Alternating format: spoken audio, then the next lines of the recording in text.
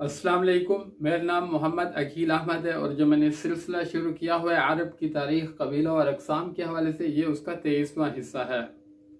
मक्की ज़िंदगी को 3 मरहलों में तकसीम किया था, ये दूसरा मरहला जारी है। पिछले हिस्से से रब्त जोड़ते हुए नबूवत का 4था साल शुरू था, उसके दरमियान या आखिर में मुसलमानों के ऊपर जुल्म और सितम शुरू हो गए। नबूवत का 5वां साल उसके शुरू में और वस्त में आके मुसलमानों के ऊपर जुल्म की इंतहा हो गई, यहाँ तक कि मुसलमानों के लिए मक्का में रहना 2 भर हो गया था। अब उन्होंने सोचना शुरू कर दिया कि वो किस तरह से निजात हासिल कर पाएंगे। तो इतने में सूरतुल कहफ नाजिल हुई। सूरतुल कहफ दरअसल ये मुशरिकीन के सवालात के जवाब में थी, लेकिन इसमें मुसलमानों के लिए इशारात थे, मुस्तकबिल में एक अच्छा मुस्तकबिल के लिए इशारात थे।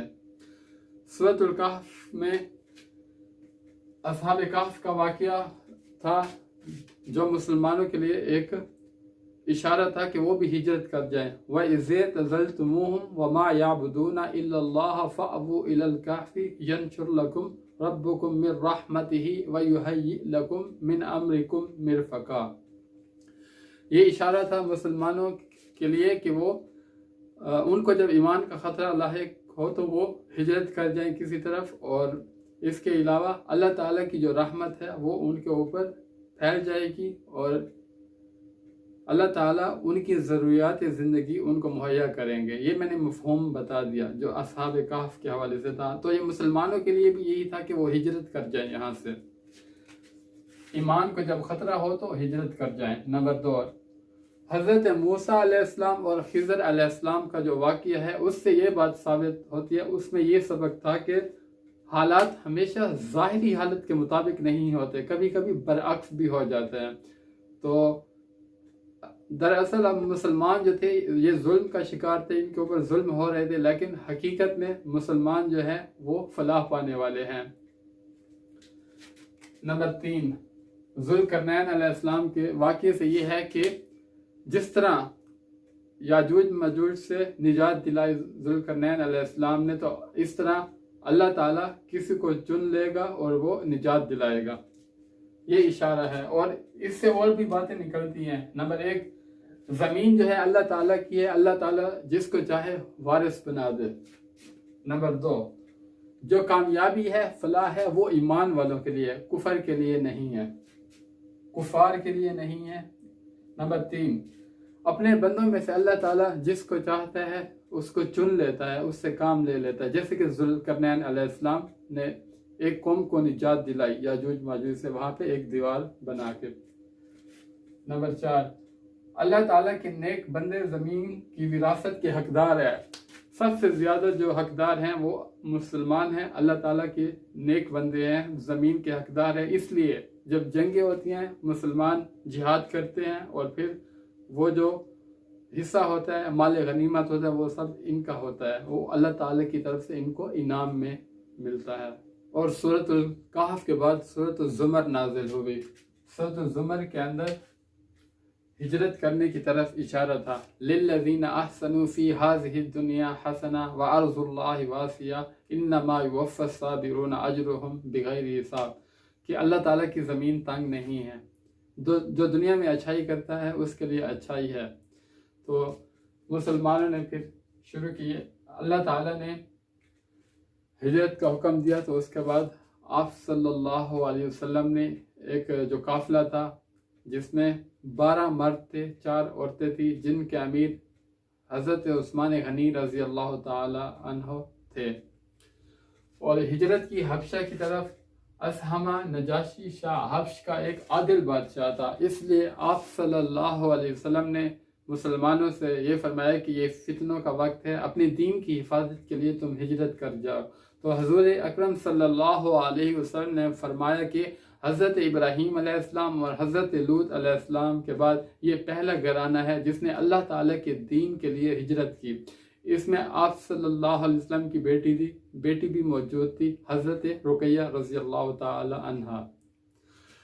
मुसलमान जब बहर अहमर के करीब पहुँचे तो खुशकिस्मती से इनके लिए 2 कश्तियाँ मौजूद थी जो तिजारत की गर्ज से निकलने वाली थी, तो ये उनके लिए एक अच्छा ہوا کہ ان کو وقت پہ کشتیاں مل گئی، کیونکہ کفار جو تھے رازداری کے طریقے سے یہ نکل رہے تھے تاکہ کفار کو پتہ نہ چلے کہ وہ مشکلات پیدا کر لیں، اس لیے مسلمان نکل گئے اور وہاں پہ حبشہ میں پہنچ گئے، انہوں نے چین کا سانس لیا۔ یہ نبوت کا 5واں سال ہے اور رجب کے مہینے میں مسلمانوں نے پہلی ہجرت کی، اور رمضان کے مہینے میں نبی کریم صلی اللہ علیہ وسلم ایک مرتبہ حرم تشریف لے گئے، وہاں پہ قریش بیٹھے تھے اور اس کے علاوہ بڑے بڑے سردار بھی موجود تھے، تو نبی کریم صلی اللہ علیہ وسلم نے اچانک کھڑے ہو کے سورۃ النجم شروع کر دی، لا تسمعوا لهذا القرآن والغوا فیہ لعلکم تغلبون۔ اکثر یہ تھا کہ جب بھی نبی کریم صلی اللہ علیہ وسلم تلاوت کرتے تو کفار ایک دوسرے کو کہتے، یہ شور مچاتے تاکہ وہ قرآن مجید نہ سنیں اور نہ ہدایت پہ آئیں، تو آیت میں یہی ہے کہ وہ کہتے ہیں نہیں سنو اس قرآن مجید کو، اس میں خلل ڈالو شاید کہ تم پہ یہ غالب آ جائے، اس لیے تو ان کو آپس میں کہنے کا موقع نہیں ملا، اور نبی کریم صلی اللہ علیہ وسلم نے جب تلاوت شروع کی سورۃ النجم کی تو وہ سب خاموش رہ گئے، ان کے دل میں کوئی خیال نہیں آیا، بلکہ وہ کلام الہی سنتے گئے اور جھومتے گئے، اور جب نبی کریم صلی اللہ علیہ وسلم آخر میں پہنچے فَاسْجُدُوا لِلَّهِ وَاعْبُدُوا، تو یہ آپ صلی اللہ علیہ وسلم نے یہ آیت پڑھی اور ساتھ ہی سجدہ ریز ہو گئے، تو یہ جو کفار تھے یہ بھی سجدے میں چلے گئے۔ جب ان کو بعد میں احساس ہوا، ہوش آیا، تو انہوں نے وہ سجدے میں چلے گئے اور ان کو ایک دل میں شرمندگی محسوس ہوئی، اور اس کے بعد جو موجود نہیں تھے کفار، ان کو جب پتہ چلا کہ ان کے سرداروں نے اس طرح آپ صلی اللہ علیہ وسلم کے ساتھ سجدہ کیا تو انہوں نے ان کو عتاب کیا، گالیاں دی، تو انہوں نے اپنی طرف سے ایک آپ صلی اللہ علیہ وسلم پہ جھوٹ گھڑا کہ نہیں، نبی کریم صلی اللہ علیہ وسلم نے ان کے بتوں کا عزت کے ساتھ نام لیا تو اس لیے وہ سجدے میں چلے گئے تھے، یہ سچ کے خلاف تھے۔ دوسرا، حبشہ تک یہ بات پہنچ گئی کہ ان تک یہ بات پہنچی کہ جو کفار تھے وہ مسلمان ہو گئے، تو وہ واپس آئے۔ شوال کا مہینہ تھا جب انہوں نے واپسی کی راہ لی، جب ایک دن کا فاصلہ رہ گیا تھا مکہ میں پہنچنے کے لیے، تو جب ان کو صحیح حالات پتہ ہوئے کہ وہ مسلمان نہیں ہوئے بلکہ انہوں نے غلطی سے ان سے سجدہ ہو گیا تھا، تو جو کچھ اس میں سے جو تھے واپس چلے گئے اور کچھ جو ہے وہ مکہ میں داخل ہو گئے تھے۔ اور اس واقعہ کے بعد قریش کا مسلمانوں کے اوپر ظلم اور تشدد پہلے سے بڑھ گیا، مہاجرین کے لیے خصوصاً اور مسلمانوں کے لیے عموماً۔ اس کی وجہ یہ تھی کہ جب ان کو پتہ چلا کہ شاہ حبش نے مسلمانوں کے ساتھ حسن سلوک کیا ہے، جب ان کو خبر ملی تو یہ پہلے سے غضبناک ہو گئے اور مزید مسلمانوں کو تنگ کرنا شروع کر دیا اور ظلم اور تشدد کی انتہا کر دی۔ نبی کریم صلی اللہ علیہ وسلم نے مشورہ دیا کہ ہجرت کر جائیں۔ اب دوسری مرتبہ ہجرت کرنا بنسبت پہلی مرتبہ ہجرت کرنے سے زیادہ مشکل تھا، کیونکہ اب جو کفار تھے یہ محتاط تھے اور چوکنے تھے، وہ در پہ تھے کہ وہ ہجرت کریں تاکہ وہ ان کو پکڑ کے ان کے ساتھ ظلم و ستم کریں۔ تو اللہ تعالیٰ نے مسلمانوں کے لیے آسانیاں پیدا کی، مسلمان اپنے ارادہ میں پختہ تھے، اللہ تعالیٰ نے راستے میں آسانی کی۔ جو ہجرت کرنے والوں کی تعداد ہے وہ 82 یا 83 مرد ہیں، جن میں حضرت عمار رضی اللہ تعالی عنہ کے بارے میں معلوم نہیں ہے کہ انہوں نے ہجرت کی ہے یا نہیں، ان میں شامل تھے یا نہیں۔ اور عورتوں کی جو تعداد ہے 18 سے 1900 کے قریب لوگ جو ہے انہوں نے ہجرت کی۔ علامہ منصور پوری رحمۃ اللہ علیہ نے 18 کی تعداد عورتوں کے بارے میں یقینی بتائی ہے۔ باقی کا حصہ انشاءاللہ کل۔